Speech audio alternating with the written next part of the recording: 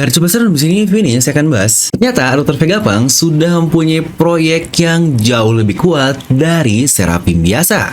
Nah, mari tanpa basa-basi lagi kita langsung saja wadaw.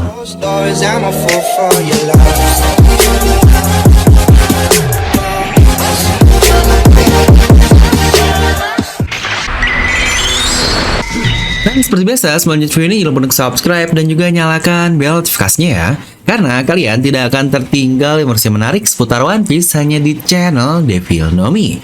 Terus kan sebelum kalian komen, kalian tonton video sampai habis agar tidak ada informasi yang miss dan tersesat seperti Babang Zoro. Nah, dengan munculnya Dr. Vegapunk dan satu temuan yang paling menarik di chapter 1059 lalu, yaitu Seraphim, dan dengan banyaknya request dari kalian nih, Bang, coba bahas dong tentang Seraphim ini, kira-kira bakal sampai seperti apa? Nah, di video ini, karena banyak juga yang protes, Bang, coba dong buat videonya lebih liar lagi dan lebih lengkap, biarinlah beda sama sebelah-sebelah yang cuma bahas fakta. Nggak apa-apa liar bang, yang penting bahasanya unik untuk kita para pecinta teori-teori liar. Wah, komen gini malah jadi makin semangat kan untuk bikin teori yang liar kesukaan kalian semua. Karena liar is our ninja way. Jadi oke lah, mari kita bahas tuntas terkait Seraphim dan apa sih potensi dari satu temuan tersebut yang menurut saya akan sangat luar biasa sekali jika menjadi pengganti dari kekuatan besar di dunia ini. Pertama, kita harus membahas dulu latar belakang dari Seraphim ini seperti apa. Dia adalah pasifista baru yang berhasil dikembangkan oleh SSG atau Special Science Group yang dibuat oleh pemerintahan dunia untuk menggantikan sistem Shichibukai yang sudah dihilangkan. Dan kita juga tahu, dulu menurut Garp, dunia ini seimbang karena adanya ketiga kekuatan besar, di mana yang pertama adalah Yonkou, yang kedua Angkatan Laut, dan yang ketiga adalah Shichibukai. Yang kasarnya, sebenarnya perbandingan mereka ini seharusnya 1:1:1. Tapi ya, dari insiden Marineford mungkin lebih terlihat jika Yonkou ini setara dengan dua lainnya, bukan? Tapi oke lah, bukan itu bahasan kita di sini. Dimana dengan buat robot atau cyborg atau buatan lain yang dapat menggantikan satu kekuatan besar dunia saja, Seraphim ini sudah menjadi satu mega project yang sangat gila. Dan dari namanya sendiri, Seraphim diambil dari malaikat Christian yang bahkan bisa disebut sebagai malaikat dengan hierarki tertinggi. Yang ini juga akan kita bahas nanti di sesi selanjutnya. Dan ngomong-ngomong tentang malaikat di One Piece pun sudah ada karakter jelasnya, dan bahkan dia seperti antitesis dari malaikat, yaitu ras Lunarian dengan sayap yang berwarna hitam. Dan bukankah itu juga disebut sebagai The Fallen Angel, dan orang yang kita kenal adalah King yang juga mempunyai nama Arbor atau Albert, nama yang cocok dengan nama Kristiani juga. Yang bukankah itu seperti sebutan Seraphim, karena toh Seraphim juga mengambil DNA atau DNA dari ras Lunarian. Dan satu yang paling jelas adalah dari flashback Kaido ketika bersama King ini, di situ dia menyelamatkannya saat dia dijadikan kelinci percobaan di Pang Hazard, yang bahkan kata-kata Kaido, kau ras Lunarian, jelas mereka tidak akan melepaskanmu. Dan kita juga tahu ternyata para saintis ini mengetes kemampuan fisik dari King atau ras Lunarian ini sendiri. Jadi cukup jelas ya, DNA Lunarian yang diambil adalah King atau Arbel. Nah, ngomong-ngomong, kalau King diambil DNA-nya, apakah Kaido juga diambilnya? Karena dia kan ada di sana sebagai ras Oni. Dan untuk bentukan klon dari Seraphim sendiri, memang benar-benar baru terlihat dua yang terlihat, tapi cukup jelas jika mereka mengambil bentukan dari mantan Shichibukai sebelumnya saat mereka masih kecil. Contoh adalah Hancock dan juga Mihawk. Yang bahkan untuk Mihawk sendiri, dia menggunakan pedang besarnya yang seperti Yoru, dan bahkan kemampuan memotong sebelah gunungnya itu pun jelas-jelas kemampuan dari Mihawk yang dia perlihatkan di Marineford lalu. Yang dari sini saja sudah sangat gila sekali kemampuan dari Seraphim ini. Nah, setidaknya pembentukan Seraphim tersebut dapat kita ketahui dari bagaimana semua hal-hal saintis yang sudah dimunculkan di One Piece ini, dan orang-orang itu adalah anggota dari sekelompok saintis hebat yang disebut sebagai Mets. Dimana katanya Mets sendiri berhasil menemukan Line X Factor atau blueprint poin kehidupan. Dimulai dari contohnya Caesar Clone yang spesialis di smile, gigantifikasi, dan senjata gas, lalu Queen yang fokus dalam membuat senjata dan perubahan genetik dirinya juga, Judge yang fokus di cloning, perubahan genetik, dan mutasi-mutasinya, dan untuk Vegapunk yang memang belum tahu apa, tapi setidaknya seharusnya dari satu Seraphim ini seperti udah wujud sempurna dari kesemua Land Egg Factor atau blueprint yang dia lakukan.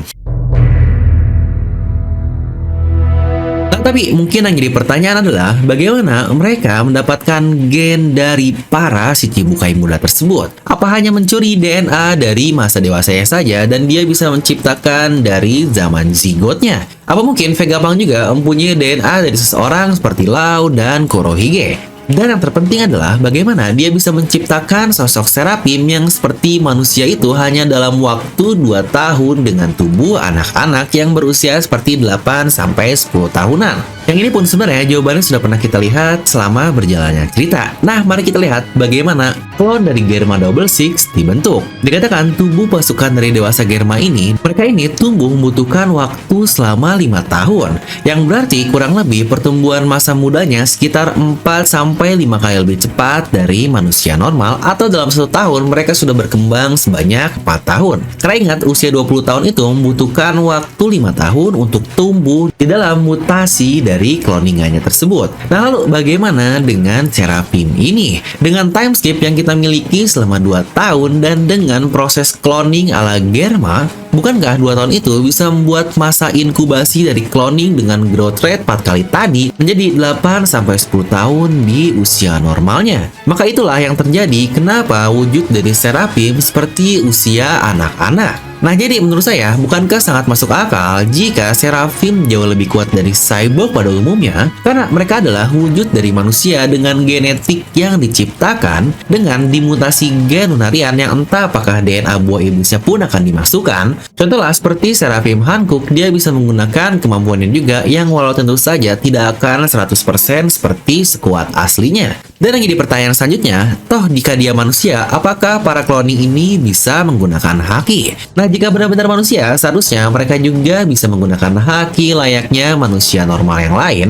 Dan itu pun akan terjawab kenapa Seraphim dari Mihawk bocah bisa sekuat itu. Dan untuk Housoku, ya entahlah, karena bukankah para Seraphim ini mereka tidak mempunyai free will atau kebebasan di dirinya sendiri. Serta jika pemerintahan dunia bisa memanipulasi gen sejauh itu, apakah mereka juga bisa menciptakan orang dari DNA seperti Roger atau Shirohige atau bahkan Rox the Shebek? Bukankah untuk darah Shirohige pun ada di mana-mana di perang Marineford lalu dan darah dari S juga? Ya, untuk S ini sejujurnya cukup sulit sih, karena ini seakan-akan menghidupkan dalam tanda kutip orang yang sudah mati dan bukanlah tipe dari Oda Sensei. Tapi kembali ke pertanyaan awal, jika King di eksperimen, bukankah ada Kaido di Pang Hazard juga? Dan bukankah keduanya memiliki ras yang sangat unik, Lunarian dan Oni? Nah, apakah ras Oni juga ada di Seraphim yang lain?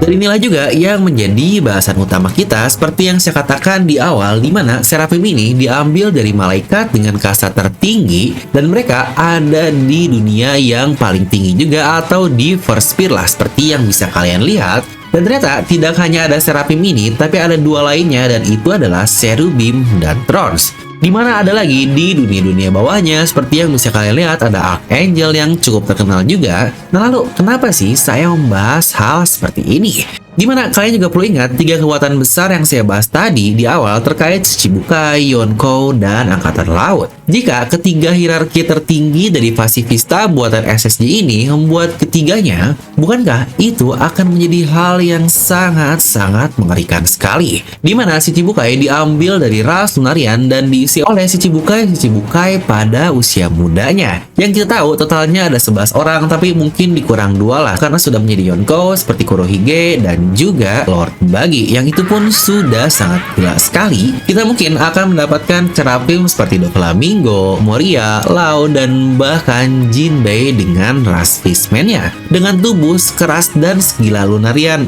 Wah, ini sih bakal out of the world banget.